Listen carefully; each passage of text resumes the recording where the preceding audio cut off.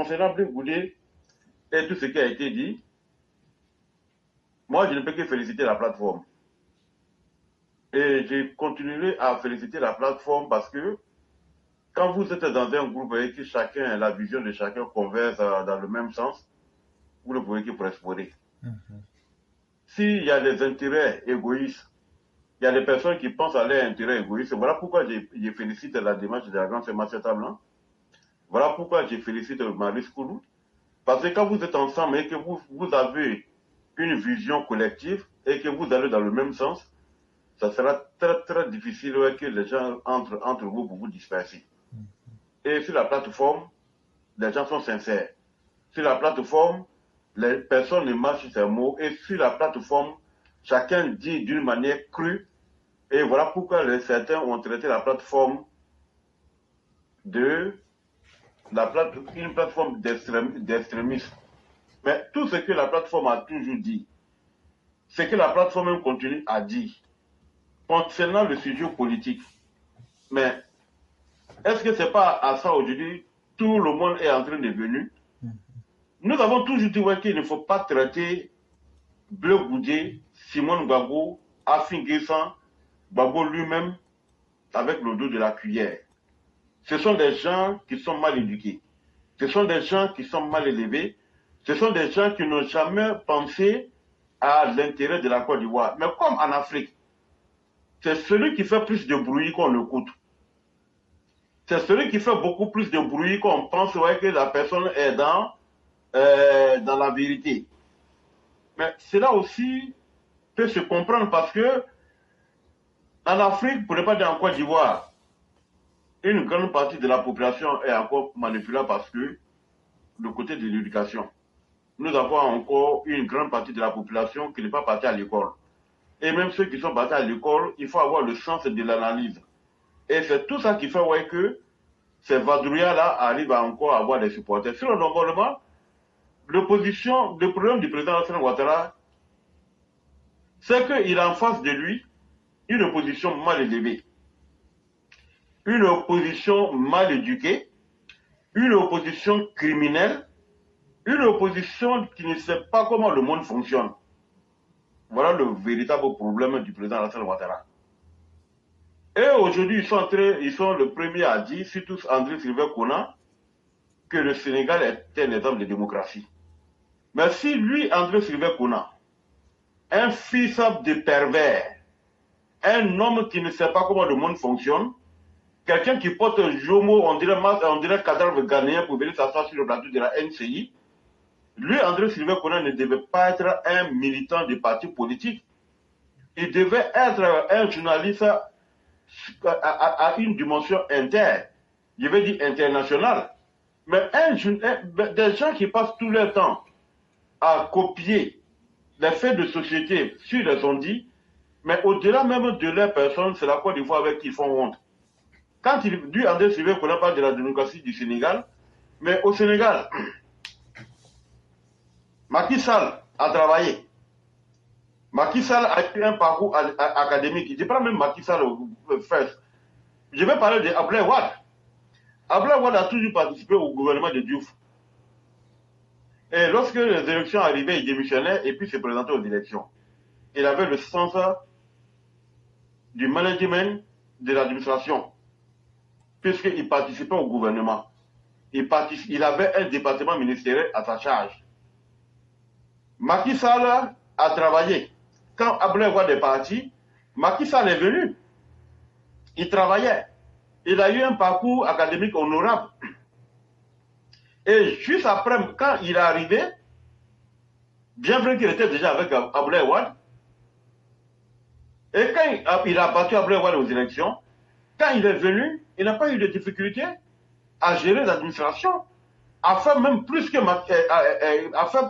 Abdoulaye Wade. Mais quand vous regardez les positions de la Côte d'Ivoire, c'est qui vous voyez? Blé Goudé, ce fils de pervers, Blé Goudé un minable, Blé Goudé un criminel, Blé Goudé un sanguinaire, Blé Goudé un mythomane, quelqu'un qui n'a pas eu de diplôme,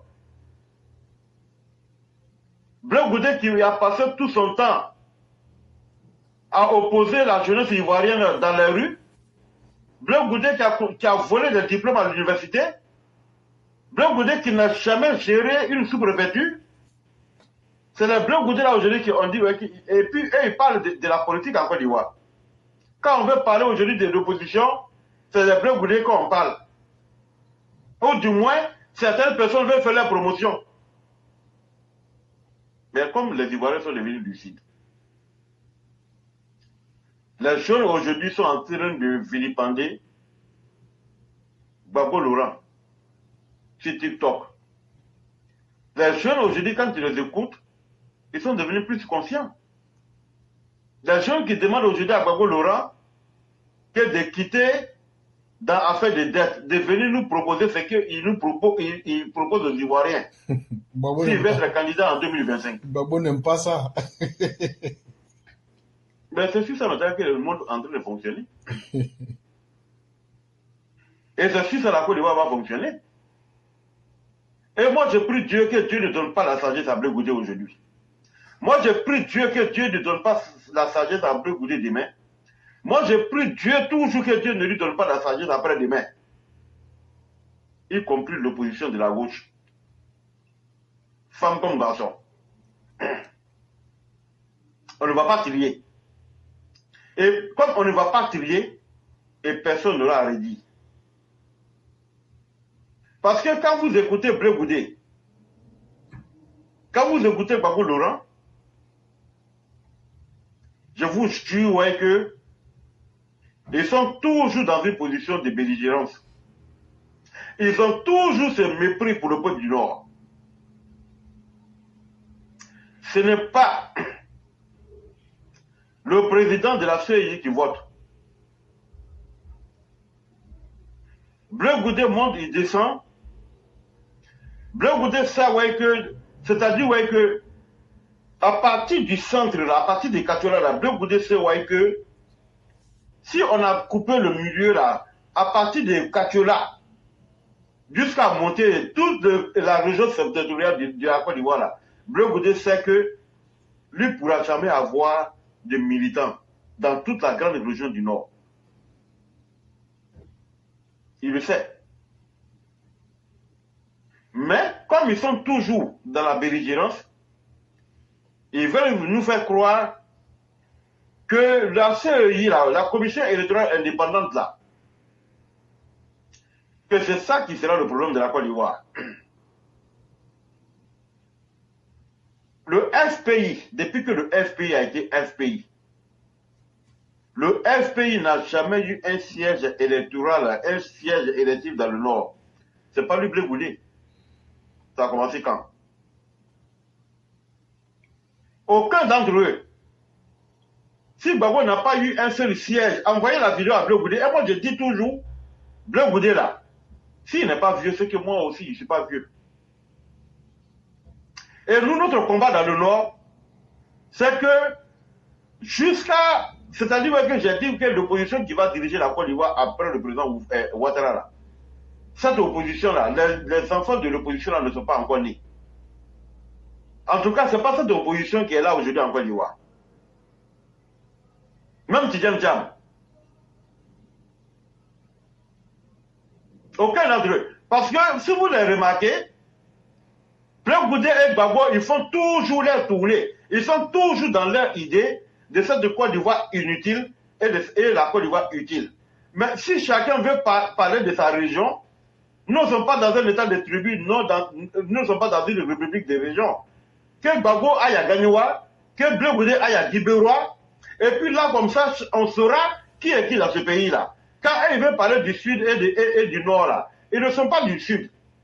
Ils viennent de l'ouest, du centre-ouest. Gbagbo n'a jamais eu un poste électif, FPI là. Ils n'ont jamais eu un poste électif dans les 18 montagnes. Donc c'est pas Bleu Goudé qui va avoir un poste électif là-bas. Mais ce qu'ils veulent nous faire croire aujourd'hui, c'est que eux là, ils sont toujours dans ils ont toujours cette mentalité de belligérance. Depuis que Gbagbo et Bleu Goudé sont arrivés en Côte d'Ivoire, même fait semblant d'une tournée de pardon et de réconciliation, mais ils ont peur de leur propre sécurité. Ils ne peuvent pas aller dans le nord. Ils ne peuvent pas aller dans le nord, ou alors s'ils vont dans le nord, c'est que les gens vont prendre des dispositions spéciales pour qu'ils aillent parler de politique. Mais Blaise Compaoré et Gbagbo aujourd'hui vont partir dans le nord pour parler de quelle politique? Ouattara nous a tout donné. Alassane Ouattara, le président Ouattara, il nous a tout donné. Il nous a donné l'eau, il nous a donné le courant, il nous a donné route. Ils vont partir là-bas pour nous parler de quoi? Ils nous ont réduits. Ils nous ont chérifiés. Ils nous ont nargués. Et ils continuent de nous narguer. Parce que quand ils parlent de la politique aujourd'hui, quand ils parlent de l'audit de la liste électorale, c'est nous, Gbagbo avait traité en 2008, en 2009-2010. Gbagbo nous a dit que nous sommes des insectes. Raison pour laquelle il a exigé que l'actuel Premier ministre Robert Mambé démissionne de la CEI. Que parce que la liste électorale était infestée. Gbagbo nous a traités d'insectes. Et quand il parle de l'audit de la liste électorale, c'est de nous qu'ils s'adressent, nous les gens du Nord là. Assou Adou a répété en 2020 qu'il y a les cas qui sont venus du Burkina et du Mali et même de la Guinée pour aller défaisser les ressortissants de ces pays-là dans le Nord pour les mettre sur la liste électorale. Si ce n'est pas de mauvaise foi, si ce n'est pas des vignards, si ce n'est pas des constipés mentaux, ils ne peuvent jamais parler de tricherie dans le Nord parce qu'ils n'ont aucun militant. Et ils n'auront pas de militants. Avant de voter, chacun vient avec sa pièce d'identité. Ce n'est pas les militants du RDR qui établissent les cartes d'identité. L'administration ivoirienne là, où on fait les cartes d'identité, tout le monde est là-bas. Même ne serait-ce que ça.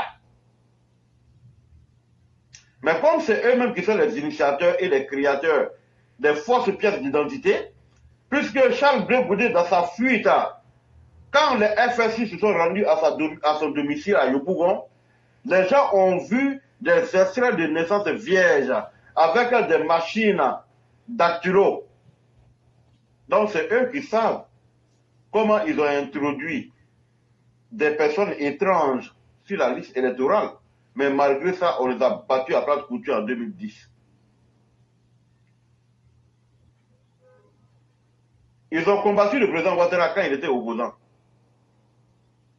Ils n'ont pas voulu qu'il soit candidat. Il a été candidat, aujourd'hui il est au pouvoir. Même qu'il est au pouvoir aujourd'hui encore, c'est même signal, c'est même mal élevé politique, c'est même mal éduqué politique, ne veulent pas qu'il soit candidat. André Sylvain Kona, ta mère. Toi, tu es ghanéen. Tu n'es pas ghanéen. Ta descendance, ça vient du Ghana. André Sylvain Kona. Tu es du Ghana. Il y a la légende qui est là.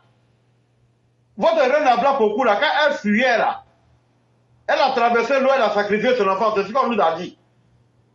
En provenant du Ghana. À savoir même si ça c'est vrai. Ah, en tout cas, c'est ce qu'ils ont dit. Voilà pourquoi ça fait, ils sont matriarcats.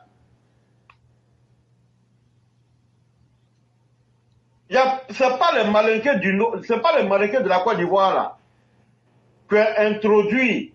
C'est chez toi, André Sylvain Kona, tu vois un Kaboré qui est chef de village. C'est chez toi, André Sylvain Kona, tu vois un Thiam qui est héritier. Ça n'existe pas dans le Nord. C'est chez toi, André Sylvain Kona. Tout ce que tu traites aujourd'hui d'étrangers là, c'est chez toi, il y a les étrangers. C'est chez toi, il y a étrangers chefs de famille. C'est chez toi, il y a étrangers chefs de terre. C'est chez toi, quand ta petite soeur meurt ou bien ton père meurt là, l'enfant de ta tante vient s'asseoir, qu'il soit Kaboro, qu'il soit Sawadogo, qu'il soit Madou, qu'il soit quoi. C'est chez toi, André Sylvain Conan. Maintenant, on va vous dire votre vrai nom. Mais personne ne vous a accusé un jour. Et c'est des gens du Nord là vous ont dit, ouais, que non, pourquoi vous faites ça?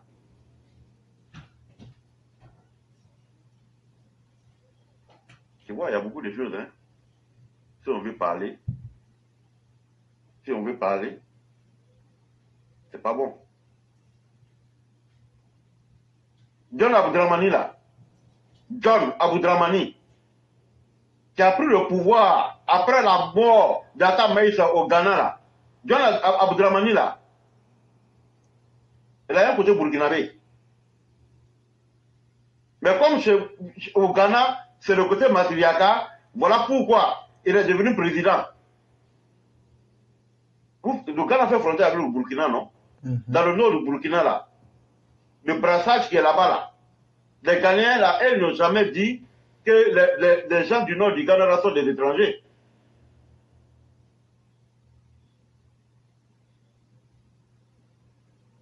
Quand tu vas à Koumassi, il y a des Burkinabés qui sont rois là-bas. Et quand il dit ça, personne n'enlève ça. André Sylvain Conan. Il n'y a pas Burkinabé, roi au Ghana. Bande de médiocres. Mon frère. Oui. Tu as trop juré en ligne aujourd'hui, je ne vais pas te prendre le temps là. Moi, je vais m'arrêter là le soir. Là. C'était pour dire bonsoir à tout le monde. On est là. Que Dieu bénisse la Côte d'Ivoire. Merci à la grande sœur, merci à ta blanc, merci à tout le monde. Et puis toi, au roi du printemps là, toi tu parles, tu viens défendre le Sali ici là. Je t'ai vu dans la vidéo, hein. Toi même, je n'ai pas te frappé, j'ai t'attrapé et puis j'ai toi, tu es comme ça, on dirait boire sec dans l'eau. C'est toi qui viens parler ici. Tu as mal fait, hein, quand Marius Koulou t'a filmé là, tu aurais dit que c'est pas toi. Cher Ané, c'est celui-là qu'on appelle garçon Jairi là. Garçon son papato là, c'est ça qu'elle a là. Il grossit pas. Toi, tu es petit comme ça là, et puis tu dis que tu vas prendre le vin de Sali. Toi, tu peux prendre le voici. Quand je l'ai vu là, j'ai dit, mais vraiment, c'est Fiangal. Avec ses muscles de fourmi là. Il dit, moi, je vais pas te frapper, hein. Je vais te prendre le pied et te jeter. C'est ça qu'il a frilé. Je comprends rien. Je dis, mais c'est qui ce gars-là? Il se fait quand je parle de Sali, là, il vient, il parle. Quand il parle de Sali, il vient. Et puis, c'est toi qui est comme ça, là. C'est son tout qui est là, comme ça. C'est son tout qui est là, comme ça. J'ai encore des penseurs, hein. Je te jure. Toi, tu es Tengrani, on dirait boire sec dans l'eau, tu vas venir défendre quelqu'un. Même quand on dit qu'avant de faire parler avec quelqu'un, il faut demander si c'est maladie ou bien c'est naissance. Pour toi, là, c'est naissance. Mais de toute façon que je te vois là, toi seulement, là, je bim là, avec l'Afrique, je ne vais pas te frapper. Vraiment, merci beaucoup. Merci infiniment, cher Aîné. Et donc, vous ne quittez pas, vous allez nous faire la conclusion. Et quand j'ai parlé du superordinateur, il y a certains qui me demandent, mais ça fait quoi? Effectivement, vous n'avez pas tort de demander parce que c'est mieux qu'on vous explique ce que c'est pour que vous sachiez de quoi il est question. Et donc, les superordinateurs, il n'y a que 3 pays en Afrique qui ont ça. Et la Côte d'Ivoire, parmi ces 3 pays-là, a le superordinateur le plus puissant à la 2e place. Et le superordinateur qu'on a, ça a une capacité de stockage de 1,6 pétaoctets. Si vous ne comprenez pas ça, ça a une capacité de 10 000 ordinateurs que tu mets pour former un seul ordinateur. C'est ce que j'avais déjà expliqué. Et donc, pourquoi quelqu'un va aller payer une telle machine? Maintenant, ton ordinateur que tu as là, regarde combien de fois c'est rapide. Imagine-toi une machine qui est 10 000 fois plus rapide que ça. Quand on paye un tel ordinateur, c'est avec ces ordinateurs-là qu'on va sur Mars. C'est avec ces ordinateurs-là qu'on va découvrir d'autres planètes. Il y a des connaissances qu'on te donne là. Toi-même, tu dis, mais ça, là, si tu n'es pas sorcier, on ne peut pas dire ça. C'est avec ces ordinateurs-là qu'on fait voler les fusées. En fonction de la zone d'intérêt que tu veux, là, tu peux prendre pour faire ça. Et donc, dans un premier temps, en Côte d'Ivoire, ces ordinateurs vont nous permettre d'atteindre un niveau que les gens ne peuvent pas imaginer en termes d'intelligence artificielle. Et vous savez, aujourd'hui, l'intelligence artificielle, le but même, c'est de prédire l'avenir. Ah oui, ça va vous étonner. Ah oui, on peut prévoir l'avenir. Non, pardon, je voulais dire prédire et non prévoir, s'il vous plaît. C'est très important de signaler le mot. On peut prédire l'avenir dans des secteurs d'activité en fonction de la nation. On peut prendre ça aussi pour améliorer les différents secteurs d'activité pour être plus performants. Donc, ce n'est pas du jeu. Et aujourd'hui, sur le plan militaire, c'est un domaine qui est utilisé à travers le monde. Vous avez pu voir tout dernièrement la guerre, quand l'Iran lançait des bombes et que 90%, 99% des bombes ont été neutralisées. C'est grâce à ce genre de technologie. Parce qu'imagine-toi, si on te lance 300 missiles, comment tu vas faire pour neutraliser tout ça? Et donc, c'est quelque chose qui dépasse l'entendement. Ça étonne beaucoup de personnes. Mais les ambitions du gouvernement actuel sont très élevées. Et nous avons le deuxième superordinateur, qu'on appelle aussi les supercalculateurs, le plus puissant de l'Afrique. Après l'Afrique du Sud, c'est la Côte d'Ivoire. Ça, retenez cela et soyez fiers de vous en tant qu'Ivoiriens. Et donc, nous disons merci à tous ceux qui nous ont suivis, à tous ceux qui ont aimé le direct, quand bien même qu'il fut long, et à tous ceux qui aiment ce que nous faisons. Nous vous disons vous aussi merci de nous soutenir. Et merci à toutes ces personnes qui sont restées durant toutes ces heures-là. On va permettre à notre aîné B52 de nous faire la conclusion. Ok, je n'ai pas grand-chose à ajouter. C'est vrai que pour dire merci à tout le monde. Vraiment, merci encore à la grande sœur Massata Blanc. Toutes les personnes qui sont intervenues aujourd'hui. Et franchement, je peux dire bon week-end et bonne et bienvenue à tout le monde. Et on va arrêter là ce soir-là. Il n'y a pas de problème. Vraiment, merci également à vous-même. Merci à tous ceux qui nous ont suivis. Et que nous demeurions dans la grâce divine. Merci beaucoup.